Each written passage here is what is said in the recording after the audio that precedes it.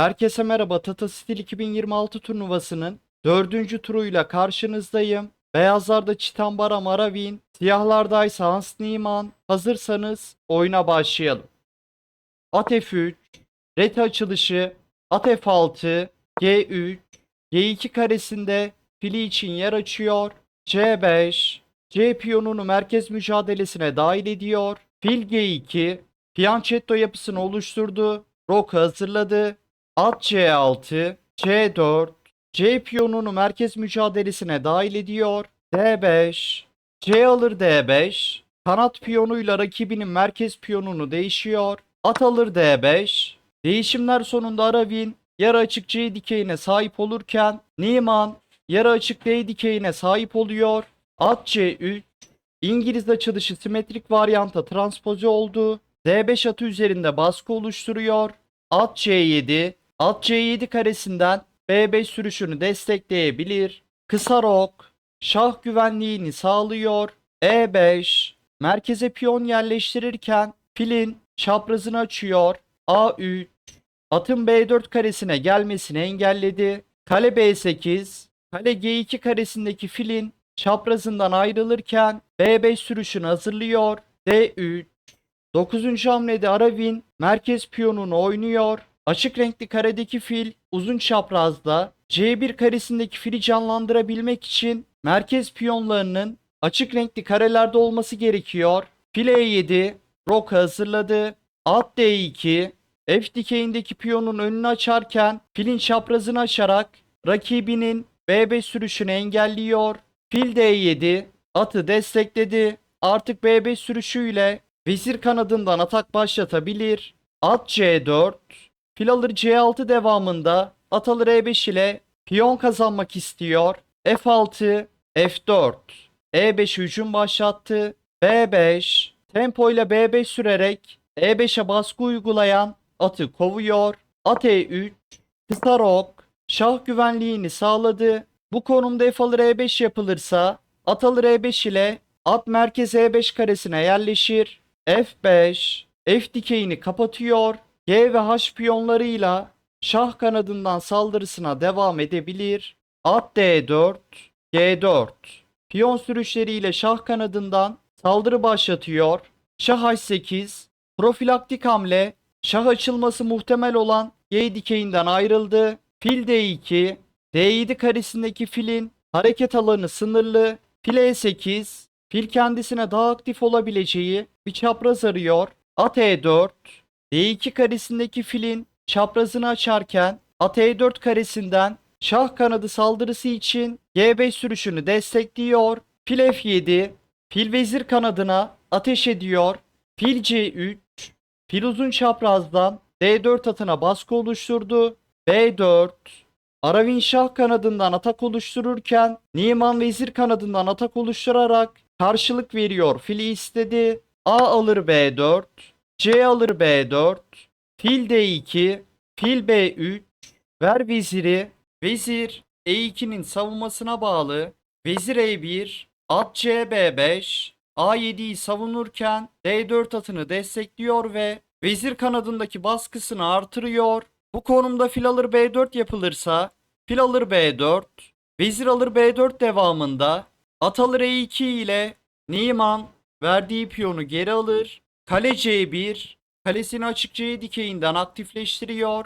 Fil G8, fil şah savunmasına dönerken B3 karesinde atı için yer açıyor.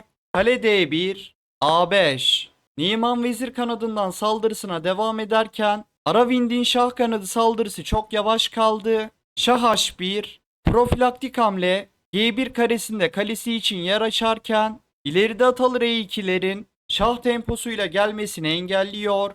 At B3 Aravind'in iyi filine baskı kuruyor.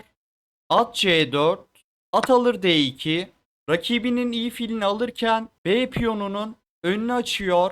Kale alır D2 B3 B2'yi yerine sabitledi. Vezir G3 Aravin kendi saldırısını oluşturmak istiyor. Zaman kaybederse Niemann vezir kanadından geçer oluşturup oyunu bitirecek.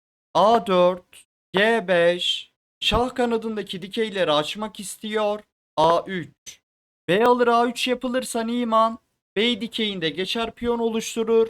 E3 atın D4 karesine gelmesini engelliyor. F alır G5. G5'i alırken E5'i bıraktı. At alır E5. Kale B6. Kale 6. yataydan şah savunmasına yardım edebileceği gibi vezir kanadındaki saldırıyı da destekleyebilir. B alır A3. Niman B dikeyinde geçer oluşturdu. Aravin almasaydı Niman A2 sürerek de geçer oluşturabilirdi. At alır A3. Kale B2. B dikeyindeki geçeri bloke etti. Vezir E8. D4. E5 atını destekledi fakat C4 kontrolünü bıraktı. At C4. Ver kaleyi. Kale B B1. B2. Kale F2. B2 olan baskısını artırdı. Vezir C8. Kale C2. Atı açması alıyor. Niman burada kale B4 ile atı destekleseydi baskısını büyük ölçüde kaybedecekti. Niman'dan mükemmel bir vezir fedası geliyor. At alır E5, çift ünlem. Vezir alınmazsa Niman dümdüz alet önde kalacak. Kale alır C8, kale alır C8. At almaya fırsat yok. Kale C1 var. At C5, C dikeyini kapatarak kale C1'i engelliyor. Fil alır C5, fil E4. Fil ve at istek altında almak için acele etmiyor. G2 karesinde şahı için yer açarken fil B1'deki kaleyi destekliyor. At C4. At istekten çıktı ve B2 geçerini destekledi. Fil alınmazsa Niman fili de istekten çıkaracak. D alır C5. Kale alır C5. Niman vezire karşılık 2 alet aldı. Aravind'in alet sayısı azaldığı için B geçerini uygulayabileceği baskı da azalıyor. Niman'ın şahı güvenli konumda ve olabildiğince B geçerini desteklemiş durumda. Vezir F2, at D6, ver fili, fil C2, fil D5, tempo ile fili aktifleştiriyor. Şah G1, at E4, ver veziri, bu konumda atı kırayım, sonra B2'yi alayım derse, fil alır E4, fil alır E4, ver kaleyi, kale alır B2 yapılırsa, kale C1'den sonra Aravin vezir F1 ile veziri vermek zorunda kalırdı. Nerede kalmıştık? At E4, vezir, filin savunmasına bağlı, vezir E2, at C3, vezir kale çatal atıyor, vezir D3, at alır B1, Niman kaliteyi kazanıyor, F6, vezirin çaprazını açarak vezir alır H7, mat istedi. Bu konumda fil G8 yapılırsa F7'den matı engellediğinde F alır G7, şah alır G7, vezir D4, şah kale çatalı atar. Aravind'in hafif üstün olduğu bir oyun olurdu. Nerede kalmıştık? F6. Bu konumda G6 yapılırsa vezirin H7'ye bakışı engellendiğinde vezir D4, ver kaleyi ve F7 sürerek mat ister. Aravind'in saldırısı kazanca giderdi. Kaldığımız yerden oyuna devam edelim. F6. Kale alır C2. Doğru zamanda kaliteyi vererek rakibinin mat tehdidini engelliyor. Vezir alır C2 yapılırsa Niman atı açarak B1 sürüp vezir terfi etmek ister. Vezir alır D5. Vezir D8 bir hamlede mat istedi. Bu konumda kale B8 ile mat engellenmek istenirse F alır G7 devamında sürekli şahlarla oyun beraberliğe giderdi. G alır F6 arka sıra matını engelliyor. Vezir D8, şah G7, vezir E7, şah G6, vezir E8, şah F5, vezir D7, şah E4, şah kendi taşlarına doğru hareket ediyor. Vezir D4, şah F5'e kaçarsa sürekli şah çekerek Aravin oyunu beraberliğe götürür. Şah F3. Gerçekten çok büyük bir cesaret. Rakibinin çatal atmasına müsaade ediyor. Ama oyunu kazanmak için bunu yapmak zorundaydı. Vezir D1, şah kale çatalı atıyor. Şah alır E3, vezir alır C2, kaleyi alıyor.